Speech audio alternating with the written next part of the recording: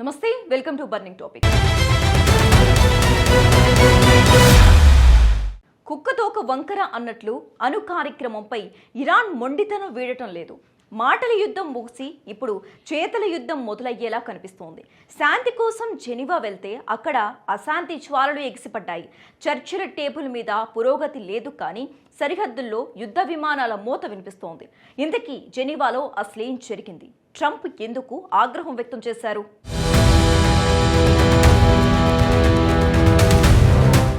ప్రపంచం ఇప్పుడు ఒకే ఒక్క ప్రశ్న చుట్టూ తిరుగుతోంది. అది శాంతికా లేక యుద్ధానికా? పులిని చూసి నక్క వాత పెట్టుకున్నట్టు అమెరికాను ఎదిరించాలని ఇరాన్ చూస్తుందా, లేక చెప్పేవాడికి వినేవాడు లోకువా అన్నట్టుగా అమెరికా ఒత్తిడి చేస్తోందా? స్విట్జర్లాండ్లోని జెనీవా వేదికగా జరిగిన చర్చలు ఇప్పుడు ప్రపంచ రాజకీయాల్లో చిచ్చురేపుతున్నాయి. అమెరికా ప్రతినిధులు ముఖం చాటేసి వస్తుంటే ఇరాన్ మాత్రం విజయం మాదే అంటోంది.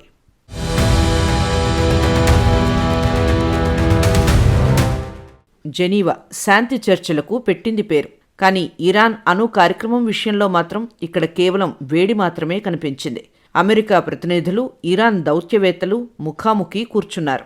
అమెరికా వాదన వచ్చేసి, మీ అణు పరీక్షలు ప్రపంచ భద్రతకు ముప్పు, వెంటనే యురేనియం శుద్ధిని నిలిపివేయాలి, ఆంక్షలు తొలగించాలంటే ఇది ఒక్కటే మార్గం అంటుంది. మా అణు కార్యక్రమం శాంతియుత అవసరాల కోసం మాత్రమే, ఆంక్షలు ఎత్తివేయకుండా ఒక్క అడుగు కూడా వెనక్కి వేయమని ఇరాన్ మొండికేసి కూర్చుంది. గంటల తరబడి వాదోపవాదనలు జరిగాయి, కానీ గోడ మీద పిల్లి వాటంలాగా ఏ దేశం కూడా మెట్టు దిగలేదు. చివరకు అమెరికా ప్రతినిధులు విరక్తితో, నిరాశతో చర్చల హాల్ నుంచి బయటకు వచ్చేశారు.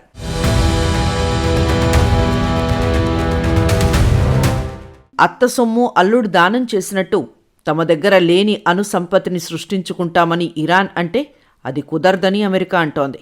ఇక్కడ ఒకరి మాట మరొకరికి అర్థం కావడం లేదు. ఫలితంగా చర్చలు రసాభాసగా మారాయి. భిన్న ధోరణులు, ఎవరి లెక్క వారిదే. చర్చల తర్వాత వెలువడిన ప్రకటనలు ప్రపంచాన్ని ఆశ్చర్యపరిచాయి.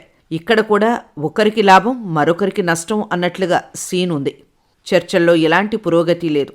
ఇరాన్ వైఖరి మార్చుకోనంతకాలం చర్చలు వ్యర్థమని అమెరికా ప్రతినిధులు స్పష్టం చేశారు. వారు నిరాశతో విమానం ఎక్కి వెనుదిరిగారు. చిత్రంగా ఇరాన్ మాత్రం చర్చల్లో పురోగతి సాధించాం, మా హక్కులను కాపాడుకోవటంలో సఫలమయ్యామని ప్రకటించింది. అసలు ఒప్పందం కుదరలేదని ఒకరు, సాధించామని మరొకరు అనడం చూస్తుంటే కూతురు కనపడదు కానీ అల్లుడు పుట్టాడు అన్న సామెత గుర్తుకు రాకమానదు. ఈ అనిశ్చితి ప్రపంచ మార్కెట్లను, ముఖ్యంగా చమురు ధరలను ప్రభావితం చేస్తోంది.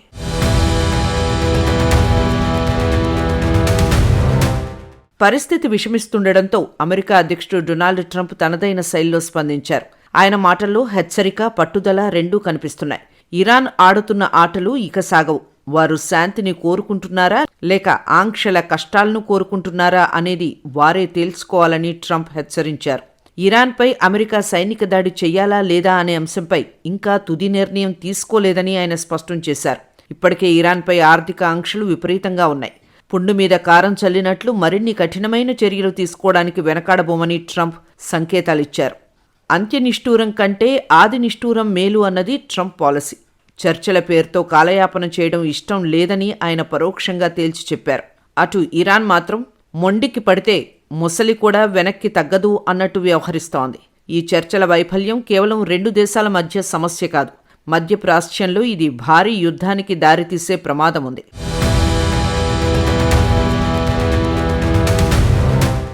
అగ్నికి తోడైన ఆజ్యం, నోరు మంచిదైతే ఊరు మంచిదవుతుంది అంటారు. కానీ అంతర్జాతీయ రాజకీయాల్లో ఒక చిన్న మాట కూడా అణుబాంబు కంటే వేగంగా ప్రభావం చూపుతోంది. అమెరికా అధ్యక్షుడు డొనాల్డ్ ట్రంప్ చేసిన వ్యాఖ్యలు మధ్యప్రాచ్యంలో నెమ్మదిగా సద్దుమణుగుతున్న సెగల్ను మళ్లీ రాజేశాయి. ఇరాన్ విషయంలో ఆయన అవలంబిస్తున్న కఠిన వైఖరి, ఆ దేశాన్ని ఏకాకిని చేసేందుకు ఆయన ఇస్తున్న పిలుపులు ఇప్పుడు ఆ ప్రాంతాన్ని యుద్ధం వైపు నడిపిస్తున్నాయి. ట్రంప్ వ్యాఖ్యలు కేవలం రాజకీయ ప్రసంగాలు మాత్రమే కావు, అవి రాబోయే సైనిక చర్యకు సంకేతాలని విశ్లేషకులు భావిస్తున్నారు. ఇరాన్ అణు సామర్థ్యాన్ని దెబ్బతీయడమే లక్ష్యంగా ఆయన చేస్తున్న ప్రకటనలు ఇరాన్ నాయకత్వాన్ని ఉక్కిరిబిక్కిరి చేస్తున్నాయి.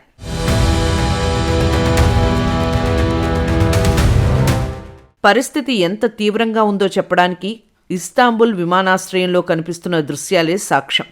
ప్రమాదం పొంచి ఉన్నప్పుడు పక్షి కూడా గూటిని వదలదు అంటారు. ప్రస్తుతం ఇరాన్ గగనతలం అటువంటి ప్రమాదకర స్థితిలోనే ఉంది. టర్కీలోని అత్యంత రద్దీగా ఉండే ఇస్తాంబుల్ విమానాశ్రయం నుంచి ఇరాన్ రాజధాని టెహ్రాన్కు వెళ్లే విమానాలన్నీ ఒక్కసారిగా రద్దయ్యాయి.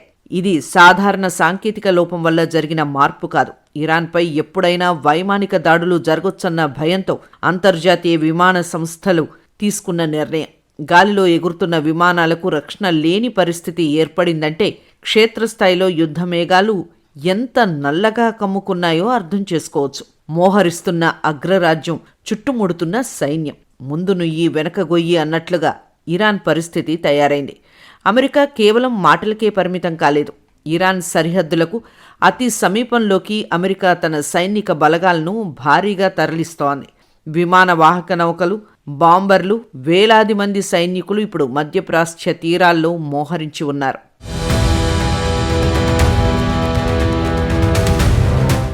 ఇరాన్ను చుట్టుముట్టేలా అమెరికా చేస్తున్న ఈ కదలికలు కేవలం హెచ్చరికలు మాత్రమే కావు. అటాక్ ఆర్డర్ రాగానే విరుచుకుపడేందుకు సిద్ధంగా ఉన్న వేటగాడిలా అమెరికా సైన్యం వేచి చూస్తోంది. అమెరికా తన మిత్ర దేశాలతో కలిసి ఇరాన్ చుట్టూ ఒక ఇనుప వలయాన్ని సృష్టిస్తోంది. ఈ వినాశకర పరిస్థితులపై ఐక్యరాజ్యసమితి మానవ హక్కుల అధికారి వోల్కర్ టర్క్ చేసిన వ్యాఖ్యలు ప్రపంచాన్ని ఉలిక్కిపడేలా చేస్తున్నాయి. గోరుతో పొయ్యేదానికి గొడ్డల్దాకా వెళ్లడం అంటే ఇదే అని ఆయన ఆవేదన వ్యక్తం చేశారు. కేవలం రెండు దేశాల మధ్య ఘర్షణగా మొదలైన ఈ వివాదం ఇప్పుడు ఒక ప్రాంతీయ యుద్ధంగా మారే ప్రమాదం చాలా ఎక్కువగా ఉందని ఆయన హెచ్చరించారు. వోల్కర్ టర్క్ అభిప్రాయం ప్రకారం ఈ యుద్ధం గనక మొదలైతే అది కేవలం ఇరాన్, అమెరికాలకే పరిమితం కాదు. పొరుగున ఉన్న లెబనాన్, సిరియా, ఇరాక్, ఇజ్రాయెల్ వంటి దేశాలన్నీ ఈ సుడిగుండంలో చిక్కుకుంటాయి. లక్షలాది మంది సామాన్య ప్రజలు నిరాశ్రయులవుతారు. మానవ హక్కుల ఉల్లంఘనలు పతాక స్థాయికి చేరుతాయి.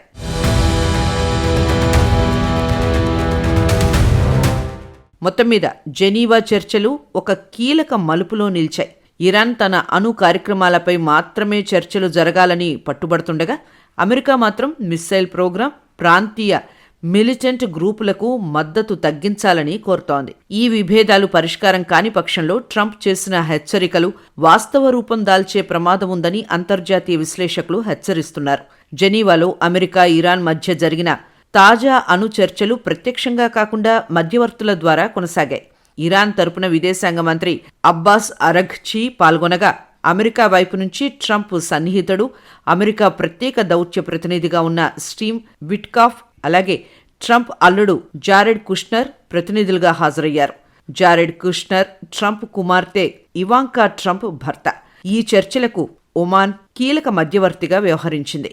ఒమాన్ విదేశాంగ మంత్రి బద్ర్ అల్ బుసైదీ చర్చలను సమన్వయం చేస్తూ పురోగతి సాధించాం అని తెలిపారు.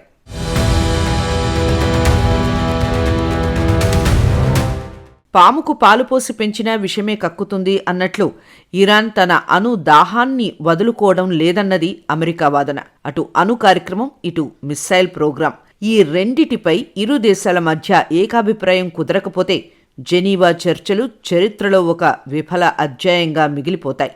మరి ట్రంప్ తదుపరి అడుగు ఎటువైపు పడుతుందో వేచి చూడాలి.